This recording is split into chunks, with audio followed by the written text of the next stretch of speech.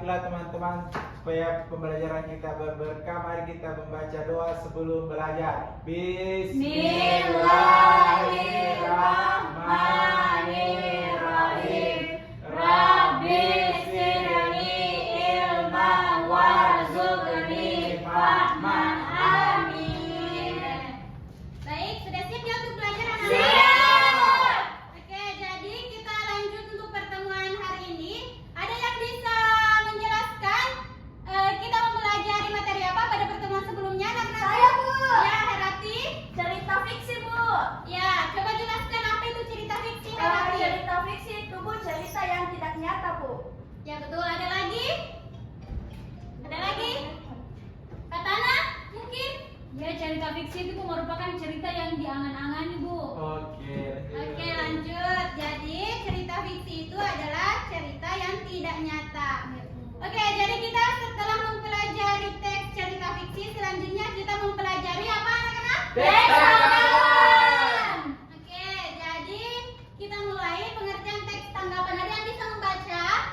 Saya, Ibu. Ya, silakan Katana. Baik, pengertian teks tanggapan adalah jenis teks yang digunakan untuk meringkas, menganalisis, dan menanggapi suatu teks seperti teks sastra, artikel, berita, ataupun karya seni pertunjukan. Jadi teks tanggapan adalah bisa dibilang ulasan atau ringkasan dari apa yang dibaca atau dilihat.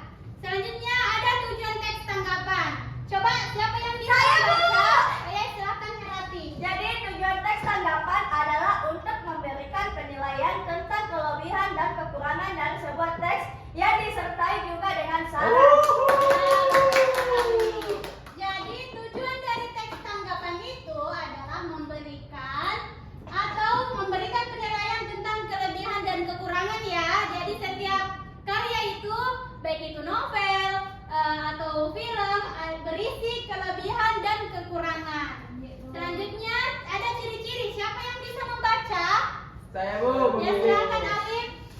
Baik, adapun ciri-ciri dalam teks tanggapan itu ada 3. Yang pertama itu adalah memiliki 3 struktur yang terdiri dari bagian konteks dan deskripsi. Yang kedua itu adalah berisi fenomena yang sesuai dengan kenyataan serta diikuti dengan alasan yang logis dan memuatkan. Terus yang terakhir itu adalah bahasa yang digunakan pada teks tanggapan harus santun, jelas, dan logis, Ibu. Oke, jadi bisa dipahami ya anak-anakku. Jadi ciri-ciri teks tanggapan yaitu memiliki 3 struktur. Yang pertama konteks, deskripsi, dan penilaian. Oke, jadi Ibu ambil contoh ya. Misalnya ada yang pernah ke acara nikahan? Pernah. Pernah lihat mampaci? Pernah. Ya, jadi bisa satu orang menjelaskan mampaci itu apa? Saya mungkin. Malam pacar, Bu. Ya, betul. Jadi itu mampaci adalah suatu kebudayaan yang berasal dari Sulawesi Selatan. Selatan. Jadi ada yang bisa mendeskripsikan apa itu mampaci? Proses yang dilakukan banyak ritual-ritualnya, Bu. Ada yang misalnya kita pakai barasanji Ya, terlebih betul. dahulu, kemudian giliran satu persatu memberikan paci di tangan Tangannya. dari pengantin itu. Jadi setiap step by step yang dilakukan itu semua punya makna yang tersendiri, Bu. Ya, betul Senal. Jadi yang dijelaskan Senal itu adalah deskripsi dari mampaci. Selanjutnya ada yang bisa memberikan penilaian, baik itu pujian atau kritikan terhadap mampaci tadi. Ada? Satu orang? Iya, Ibu, saya melihat bahwa kebudayaan untuk mapaci ini sebenarnya memang agak ada juga mulai dari sekarang di Sumsel itu yang mulai tidak menggunakan itu, ada juga yang diganti dengan mapeda, apakah itu ceritanya, cuma memang itu kebudayaan yang memang sebenarnya harus dipertahankan, Ibu, karena Betul. memang betul-betul ada nilai-nilai historis lah yang muncul dalam acara tersebut. Ya, betul. Terima kasih Senal ya.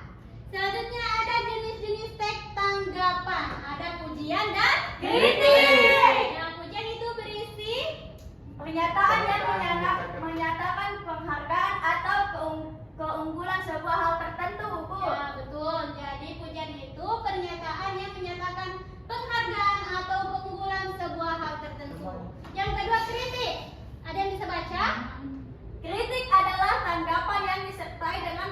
pandangan baik dan buruknya terhadap suatu hal, Bu.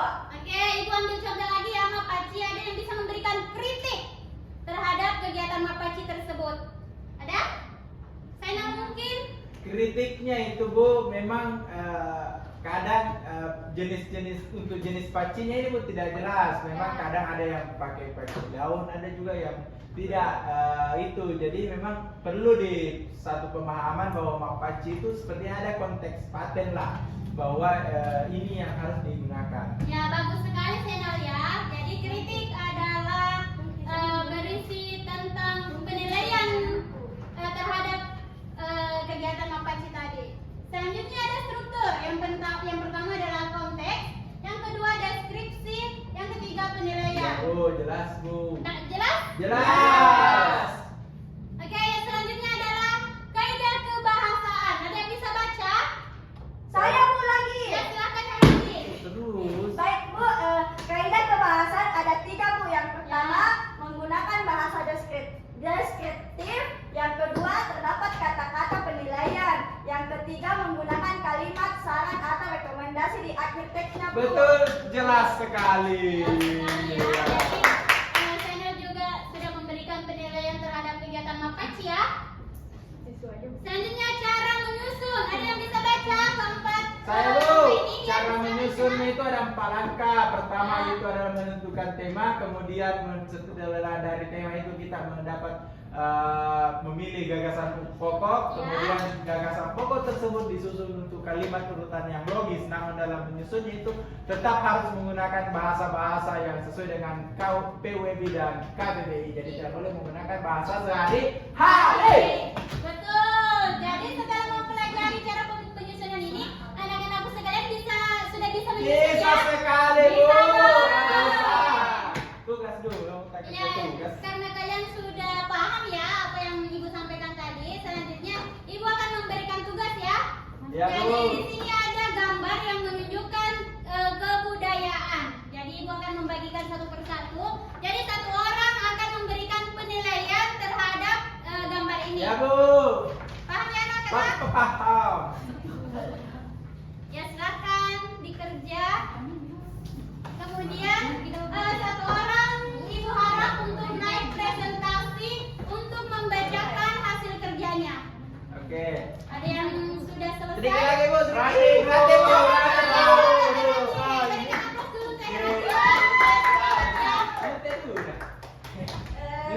Jadi, Bu, tanggapan saya mengenai ritual mak nenek ini yang berasal dari suku Toraja, salah satu tradisi di Sulawesi Selatan. Nah, tradisi ini, Bu, merupakan bentuk untuk membersihkan jenazah yang telah meninggal puluhan tahun, Bu.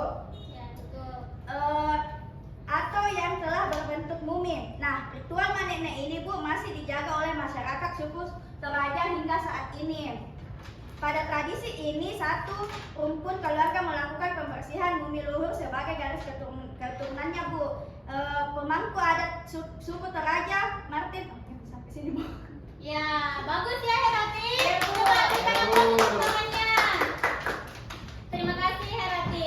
Jadi Ibu sudah mendengarkan satu persatu presentasi dari kalian. Saya rasa itu Ibu sudah sangat puas dengan hasil kerja. Alhamdulillah. Oke, sebagai penutup, anak-anakku sekalian coba searching di rumah masing-masing ya kebudayaan-kebudayaan yang ada di Sulawesi Selatan supaya ilmu kalian bertambah mengenai kebudayaan-kebudayaan ini. Amin. Jadi Ibu tutup untuk pertemuan hari ini. Wabillahi taufiq wal hidayah. Assalamualaikum warahmatullahi wabarakatuh.